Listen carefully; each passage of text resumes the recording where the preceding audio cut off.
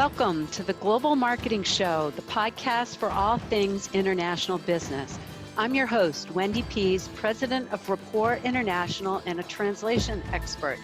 Come along with me today as we talk to an expert in the global marketing world about facing their biggest fears, hearing about mistakes they made or saw, discussing best practices, and sharing fun travel, language, and culture stories.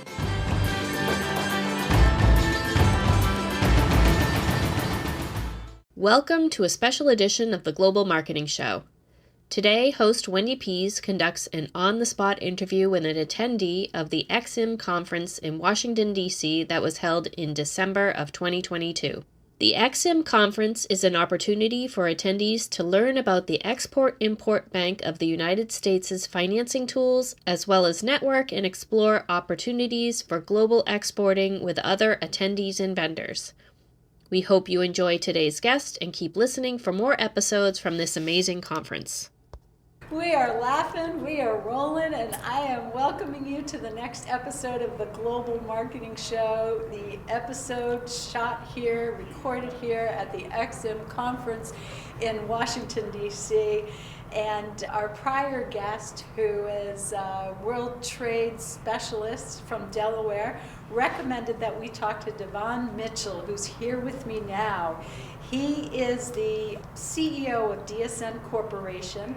He is a duathlon competitor and winner. He's a rocket scientist. He has an MBA. He's an entrepreneur, and he's a specialist in leadership. So, Devon, welcome. Oh, thank you. Thank you for the great introduction. Just a few clarification. Two things, 2019 competed in the World Duathlon Championships in Spain. Great experience. Second thing on my intro, as much as I would love to take it, not a scientist. Aeronautical engineering or aeronautical technology really is helping to kind of understand all the workings of aircraft and how do we support that. Yes, cool. To me, that's a rocket scientist. To me? Okay, officially I'm a rocket scientist. I bequeathed you the name rocket scientist. There we go. Thank you. So you competed in Madrid in the duathlon. Now, there's a cultural thing going on here because I have done triathlons in my past, but awesome. The swim is missing from the duathlon. Yeah. You said there's a good story, so I'm so curious to hear. The swim portion of it is missing. I also am an entrepreneur of Anytime Fitness and an Anytime Fitness franchise. And one of our members came in and was telling me that he wanted to work out. And so I said, well, let's figure out how we can help. And one day he comes with a bike and he's like, hey, I want to do triathlon. I'm like, great, let's figure it out how to do it. The challenge was I wasn't able to leave work to go train on the swim side. So I was like, I just can't in the middle of the day leave and go swim. So he came back and he's like, hey, how about we do a duathlon? And I was like, well, what's a duathlon? He's like, no swimming. So that means that you can do it with me. So I was like, sure, let's do it. And in 2018, you qualify the previous year so in 2018 we had to train and qualify to run in 2019. And in 2018, the championships was in South Carolina. Mm-hmm. So we packed our bikes up, we rented a vehicle and drove down. And during the drive from Delaware to South Carolina, we bonded, and it's just him and I became brothers. It was him, myself, his son, my daughters. We drove down. It was really like, wow. So it was really interesting from someone joining our gym to now becoming a friend of mine who's now like my brother. Right? I say like my brother, but is. And we both went to Spain and competed.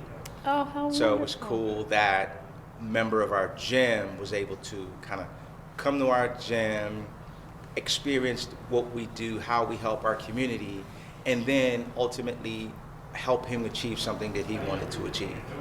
So, which I think kind of when you kind of think about accomplishments, right? I think for us, last 2 years, so we're in 22, in 2020, he wanted to compete and do triathlon.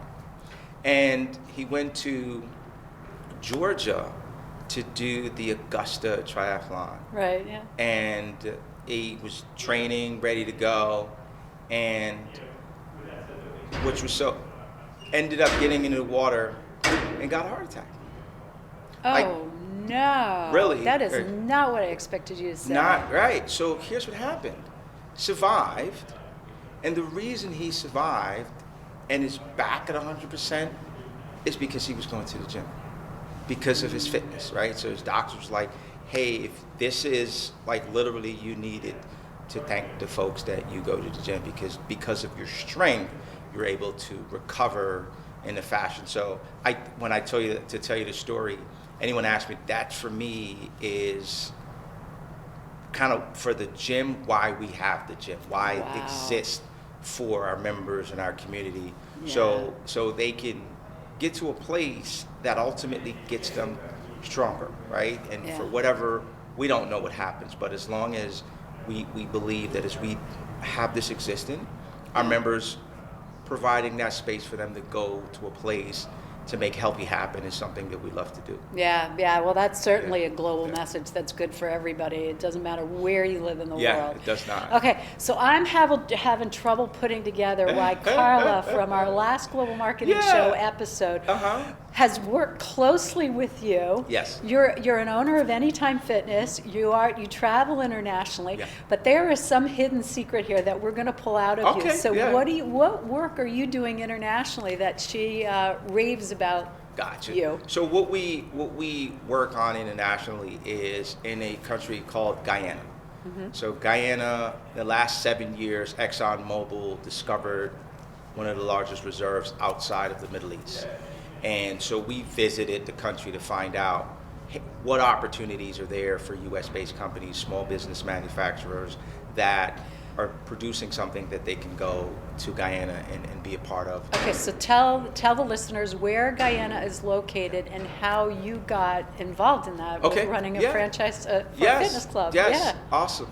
So Guyana is in South America, south of Venezuela, north of Brazil, so it connects between Brazil and Venezuela.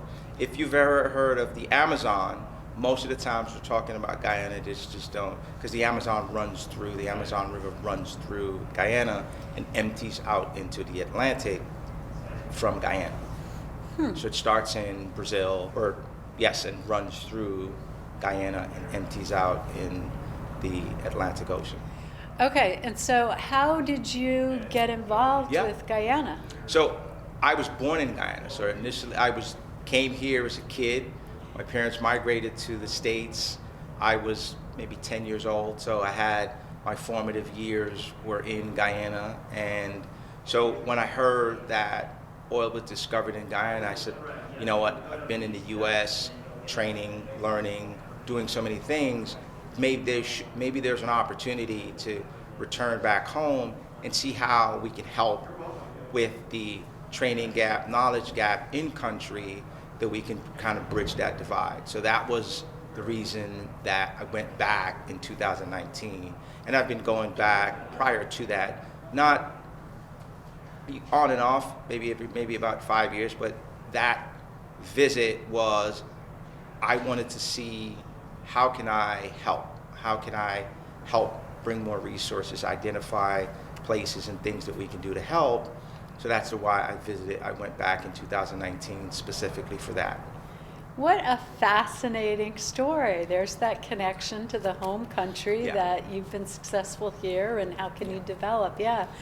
I've heard that story a couple of times before, and it's so inspiring. Thank you. So tell us what's going on in Guyana now with what you're doing. So what we're focused on is really kind of engaging the workforce and how we can help bridge that gap, right? Because we know oil and gas is going to bring tons of additional resources. There are going to be tons of development that's going to go on in any country, but specifically with Guyana, there are less than 1 million people.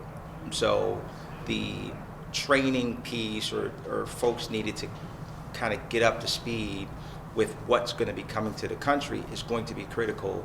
In our view, we think it's going to be critical. So for us is, how do we help provide resources that folks can have access to and help them to kind of be a part of the growth of that economy? As opposed to a large company coming in Right. and taking it over and depleting the natural Right. resources. And which large companies, like any other company, right? It's an emerging market, it's a frontier market. Folks are going to go to that space and go, and we're asking ourselves. There's a couple of things that we believe we add value, that we understand the culture. We're from there. There's a personal connection. There's a legacy component, right? So for us is, whether we do it or anyone else does it, we want to see the resources be used and the country leverages what they have. So the question is, just how do you be a part of that, right? Right. How can you help from your vantage point? Because a multinational is going to look at it from their vantage point. And for us, I think all the resources that go into that is going to just make it better or make it more accessible for other folks to go in and kind of understand how they can help. Right, so the population as a whole Yeah. benefits from this resource that the country has. Yeah. So what skills or resources, or what are you doing hands on the ground to So, develop this? Right now, what the areas that we kind of look at going into country is what's needed. In 2020, we came back after 2019, sat down with a group, family members, friends, and acquired an oil and gas staffing company. So we said, hey, how do you get a part of this? And contacted the folks in country, and it was, hey, are you in the oil and gas space? No, you need to be in the oil and gas space, right? So prior to that, we were not. So the question came back to us was, well, what do you need to do? It's find a partner or become an oil and gas, get into that space.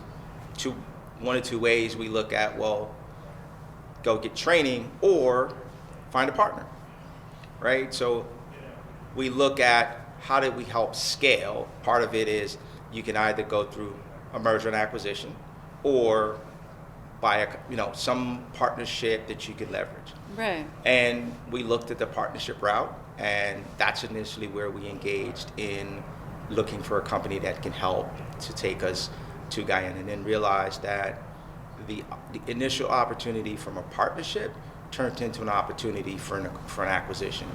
And so we engaged a company and ultimately acquired that company, and that company is now a majority-owned Guyanese investors, with the leadership being part of the folks that owned it previously, that they've been doing a tremendous job at kind of helping us to guide through leveraging what they've done for the last 20 plus years in the U.S. And then ultimately our goal is to see how we can pivot that opportunity to the Guyanese market. That is fantastic. I mean, I just love that story. And it's thinking creatively and as an entrepreneur, and who the stakeholders are and the benefits. Yeah. So that's really good.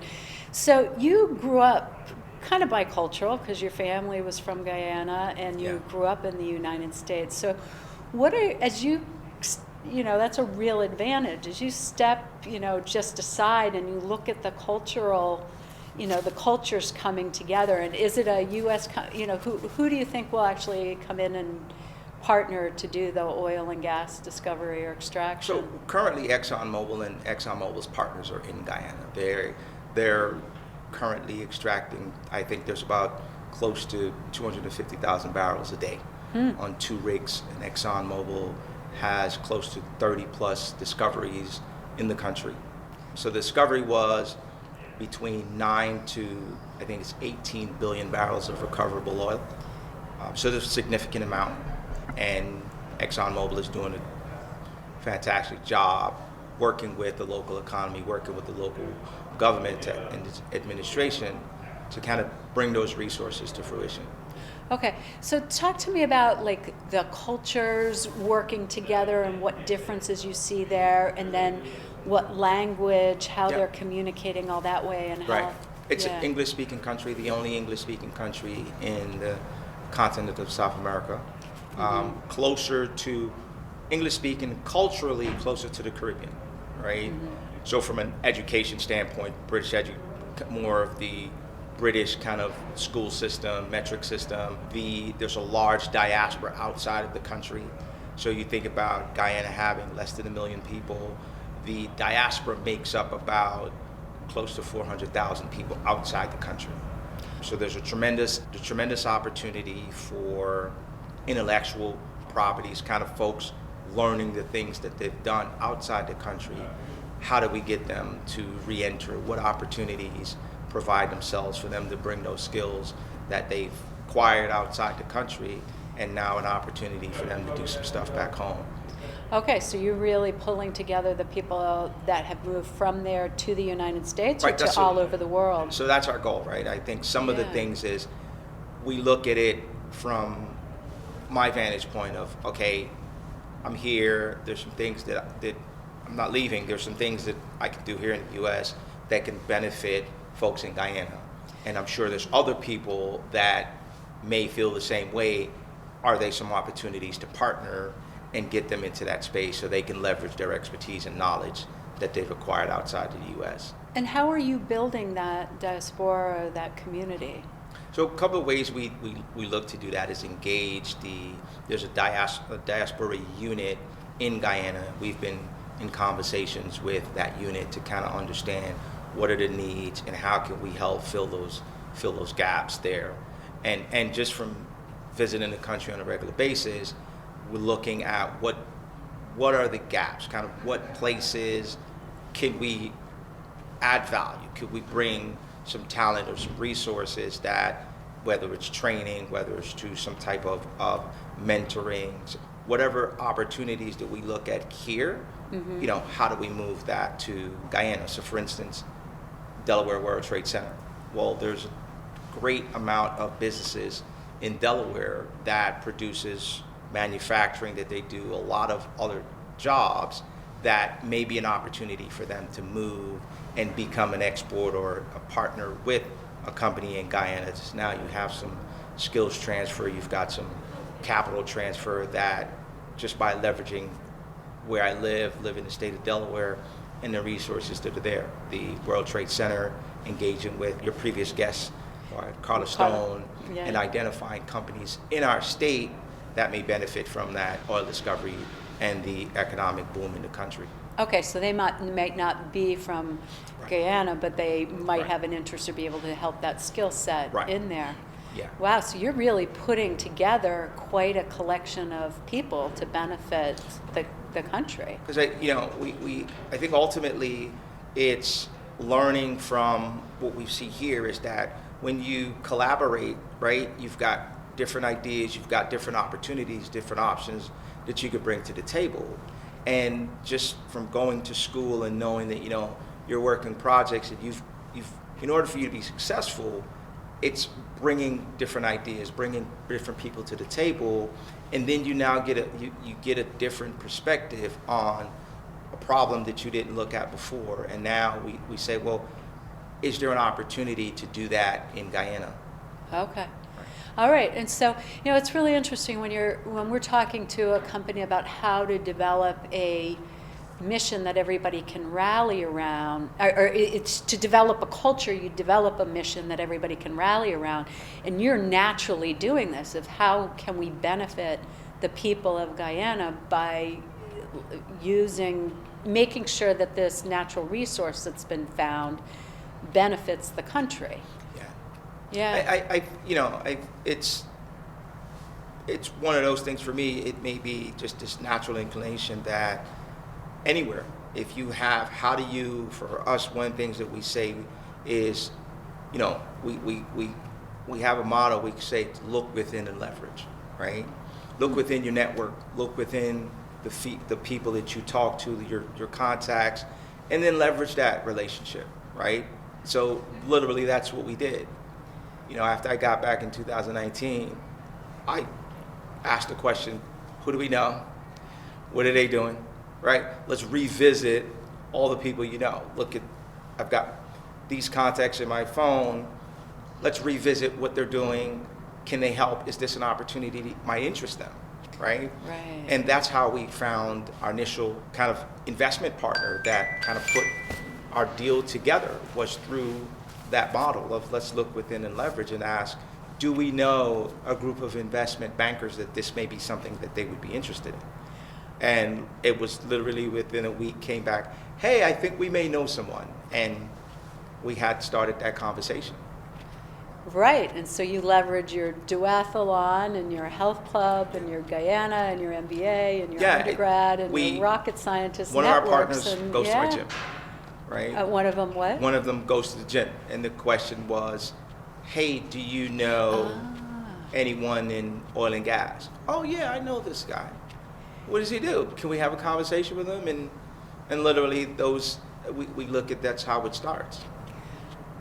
We talked to somebody earlier, Jorge, he's a podcast episode from this XM series that does clean energy. So the oil and gas burns, they capture the carbon, they clean it, and they put it back into the system. Right. So if you want me to connect you to him. Yeah, definitely. Yeah. And so, for instance,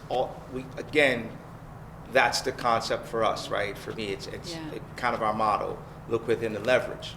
Just by us having this conversation, it's like, hey, that may be something that helps.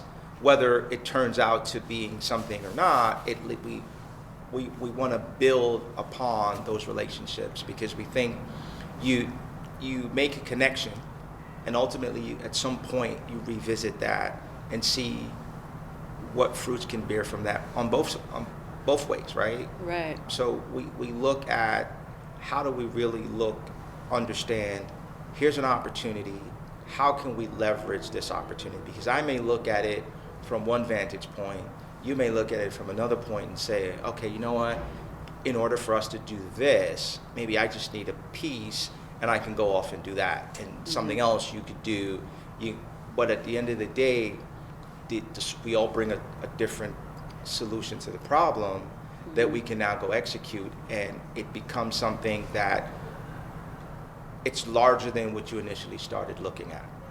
So this is a global marketing show, and this is touching on something that we've never covered before. Usually we're touching on communications and translations and marketing and sales. Yeah. Oftentimes we touch in on relationships.